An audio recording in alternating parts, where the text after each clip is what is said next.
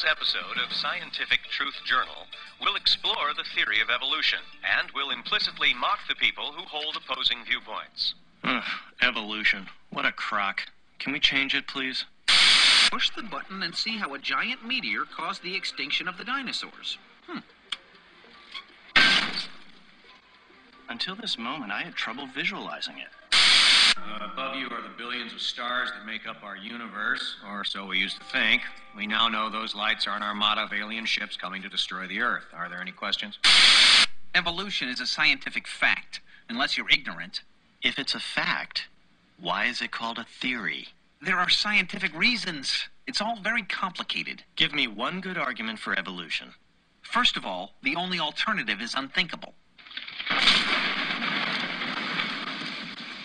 It's raining toads. Maybe I should say the only alternative is unproven. Alice, have you fulfilled your obligation to society? Yes. I signed up for payroll deduction. I like to give. I'm morally superior to Dilbert. That is so illogical. As long as there are starving people in the world, you can't have money in the bank and still claim to be moral. Is that your whole argument? No. There's extensive fossil records. I'll grant you that some of the evidence is inconclusive, but when you put it all together... Thanks to advanced computer graphics and clay, we have recreated the missing link. Now, this would be a good time for you to renounce your irrational belief in evolution and change the channel. Yeah. What's a black hole? Well, my career would be one example. Hello. Each call costs $3 per minute. I was expecting your call. You were? You want answers, don't you?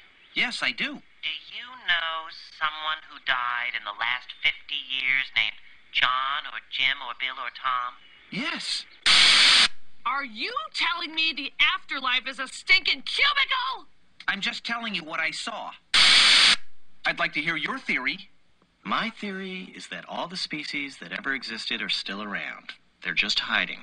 That's ridiculous. Hey, guys. Hi, Bob. I thought so. He has a message for you from the other side. Which one?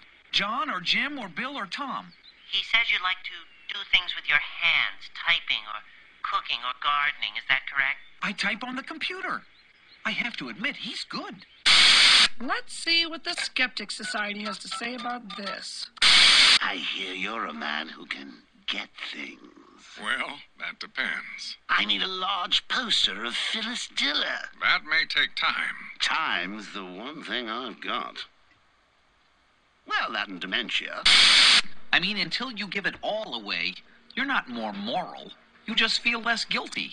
I don't agree. The concept of morality is contingent upon the cultural context. I mean, the relative value of guilt in a so-called free society. I mean, altruistic inclinations are dependent upon... damn, you're right. He says you get great pleasure from this typing or cooking or gardening. I do, but I wanted to ask... He says you enjoy music and food. Is that right?